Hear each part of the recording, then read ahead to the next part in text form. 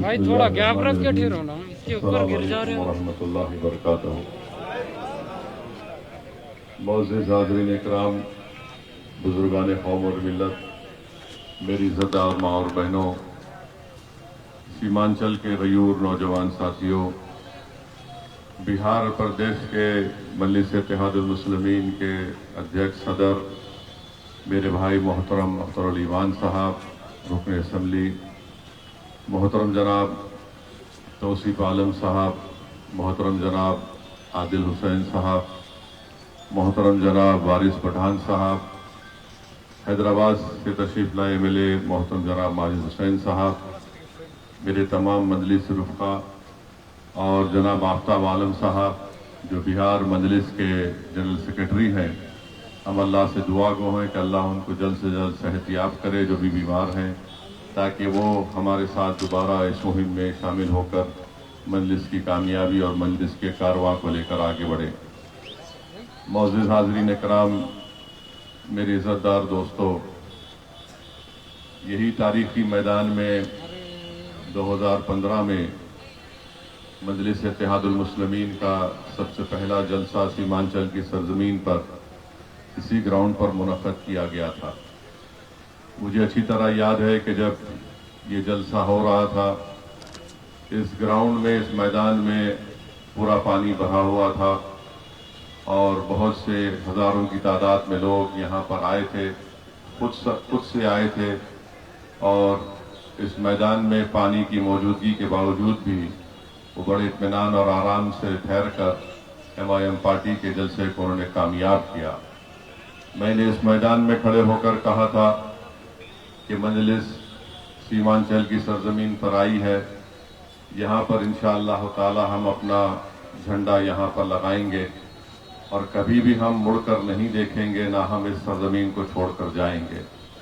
मैंने बार बार आपको ये बात कहा है कि मैं यहाँ पर अपनी मकबूलियत में इजाफा करने के लिए नहीं आया हूँ। मैं यहाँ पर आया हूँ, मजलिस यहाँ पर आई है ताकि यहाँ पर सीमांचल की आवाम से इंसाफ हो सके। और हमारा मानना यह है कि हमारे नौजवानों का मुस्तकबिल उस वक्त अच्छा होगा, हमारे बुजुर्ग और हमारी माँ और बहनों की आंखों से आंसू उस वक्त रुकेंगे जब यहाँ के नौजवानों को हम एक सही राह पर लेकर जाएंगे। और उस वक्त भी कहा हूँ, आज भी कह रहा हूँ, याद रखिए मेरी इस बात को, जब तक आप अपने हाथों से, अपने आंसुओं से, अपनी दुआओं से, अपने खून पसीने से आप अपनी लीडरशिप को नहीं बनाएंगे, आपके ख्वाब मुकम्मल नहीं होने वाले हैं। हमारे ख्वाब उसी वक्त मुकम्मल हो सकते हैं जब हम अपनी एक लीडरशिप को बनाएंगे। याद रखिए, बिहार प्रदेश की एक तल्ख हकीकत है, वो हकीकत ये है कि हर समाज का उनका एक नेता है, और अगर आप अपने नेता को बनाएंगे तो कोई नेता आसमान से आने वाला नहीं है, कोई नेता जमीन से निकलने वाला नहीं है।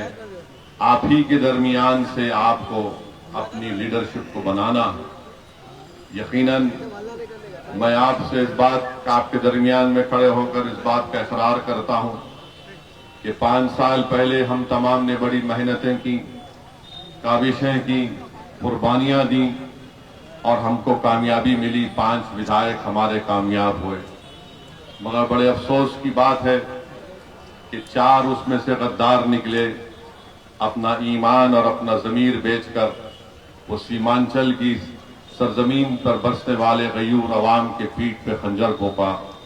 मगर वो लोग ये भूल गए कि हम अभी भी अपना बीज बो रहे हैं सरजमीन पर, और इंशाअल्लाह ताला वो बीज, उससे एक नई फसल तैयार होगी जो मुझे यकीन है कि इंशाअल्लाह ताला न सिर्फ इस आने वाले विधानसभा के चुनाव में हम दोबारा अपने विधायक को कामयाब करेंगे, बल्कि इंशाअल्लाह ताला सुबह क़यामत तक यहाँ पर मजलिस इत्तेहादुल मुस्लिमीन ने जो लीडरशिप और नेता बनाने का काम शुरू किया है, वो हमको कामयाबी हर मरहले पर मिलेगी।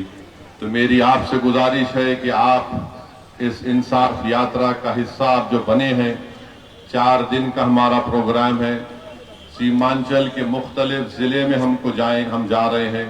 मुख्तलिफ विधानसभा में जाकर हम अपनी बात को रख रहे हैं, ताकि आने वाले विधानसभा के चुनाव में हम पहले से ज्यादा ताकत से इस चुनाव में मुकाबला करेंगे।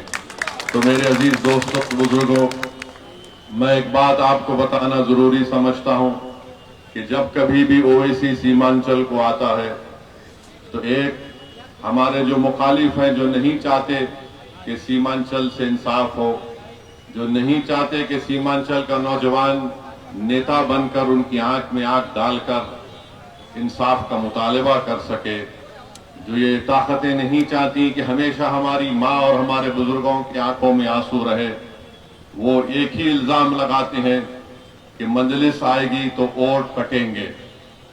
मैं आपसे पूछना चाह रहा हूं, और आप इस सच्चाई को जानते भी हैं, कि बीजेपी कई मर्तबा कामयाब हो गई। इसकी कामयाबी के पीछे किसका रोल रहा है? कौन बीजेपी को रोक नहीं पा रहा? पार्लियामेंट के चुनाव हुए, मजलिस ने कितने पार्लियामेंट की सीट पर इलेक्शन लड़ा? आखिर कैसे तीसरी मर्तबा नरेंद्र मोदी इस देश के प्रधानमंत्री बन गए?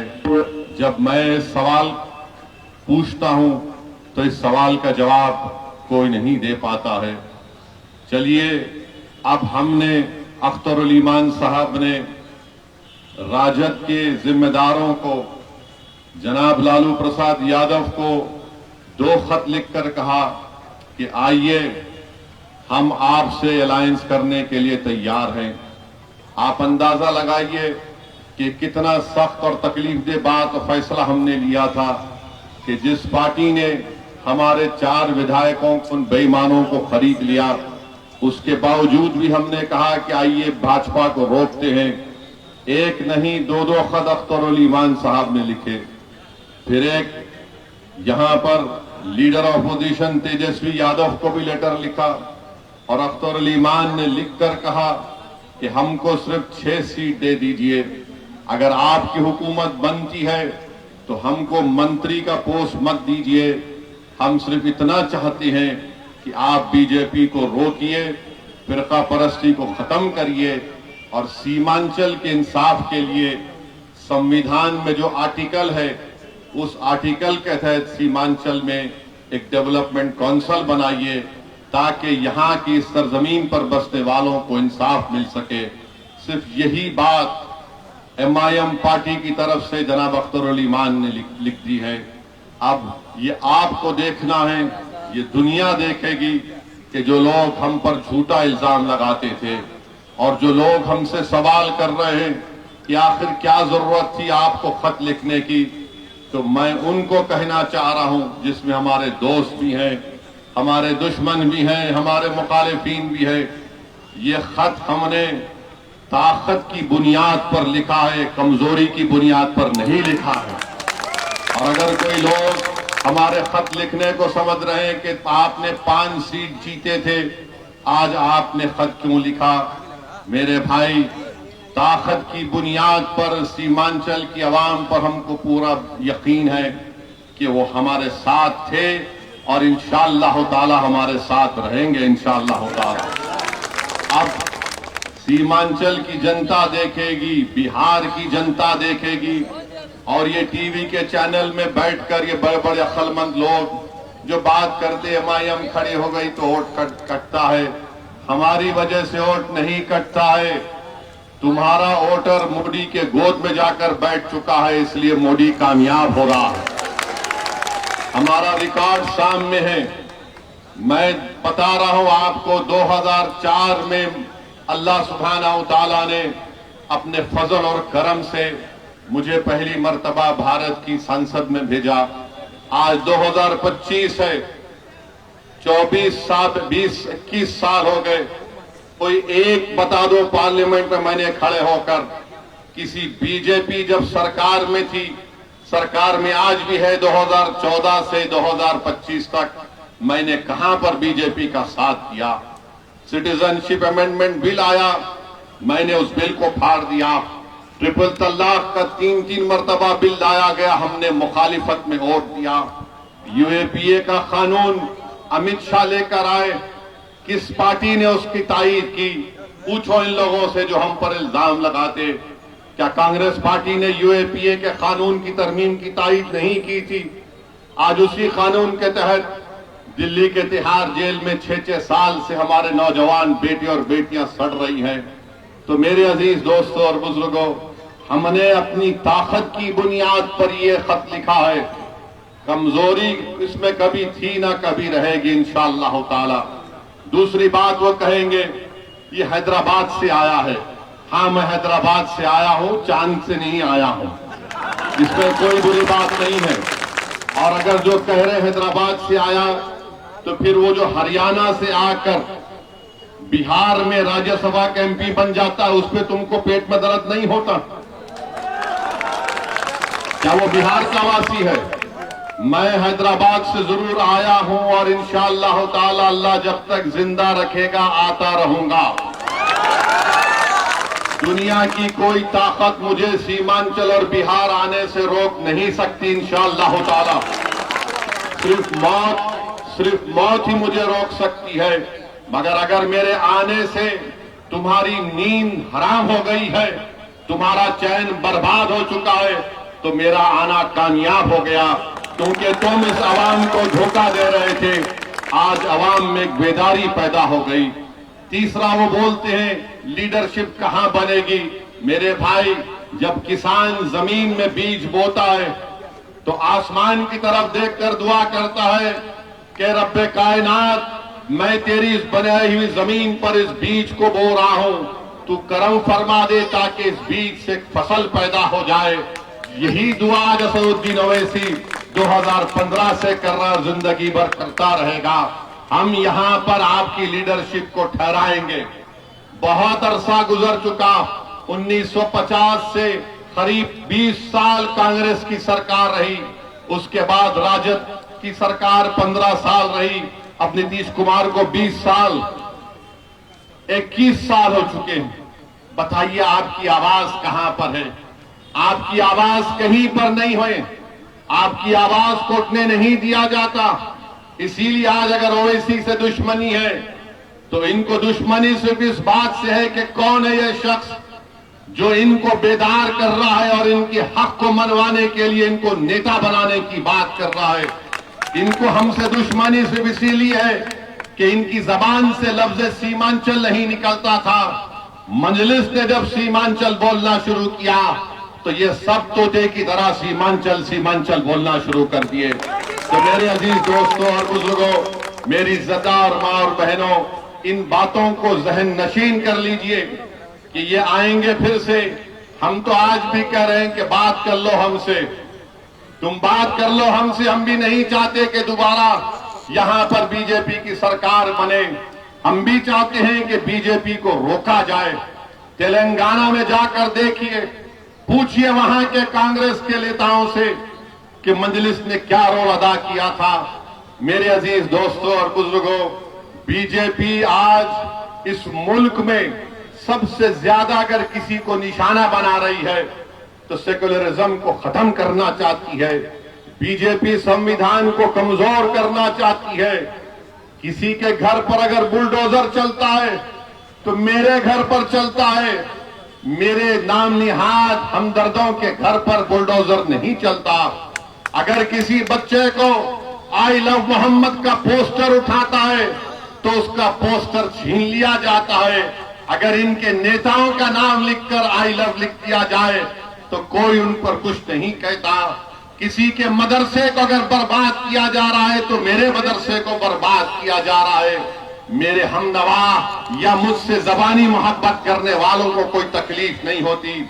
याद रखिए, वक्फ का कानून जो बीजेपी ने बनाया, दुनिया ने देखा कि असदुद्दीन ओवैसी ने आपकी तरफ से, मजलिस की तरफ से खड़े होकर उस कानून की धज्जियां उड़ाई। उस कानून को बनाने का मकसद एक ही है कि भारत के मुसलमानों की वक्फ की जायदाद को खत्म करके रख दिया जाए। उस कानून को बनाने का मकसद एक ही है कि हमारे वक्फ बोर्ड में गैर मुस्लिम हजरात को मेंबर बनाकर हमारी जायदादों को डायरेक्ट मैनेजमेंट में लेकर उसको खत्म करके रख दिया जाए। एएसआई के नाम पर जो हमारी जायदाद वक्फ की है उसको हमसे छीन लिया गया। लिमिटेशन का कानून लगाकर जो वक्फ की जायदाद पर जो चोर हजरात काबिज है उनको मालिक बनाया जाए, इस कानून को भी हमको याद रखना है।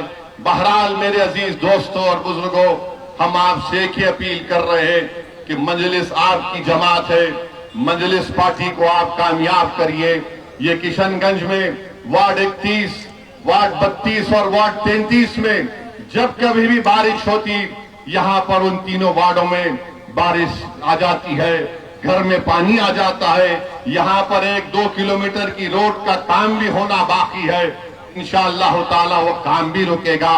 और जो लोग हमको गाली देते हैं, अरे किशनगंज शहर में ये जो टुक टुक ऑटो चलता है उस पर ट्रैफिक पुलिस जुल्म कर रही है, उसको तो रुका दो कम से कम।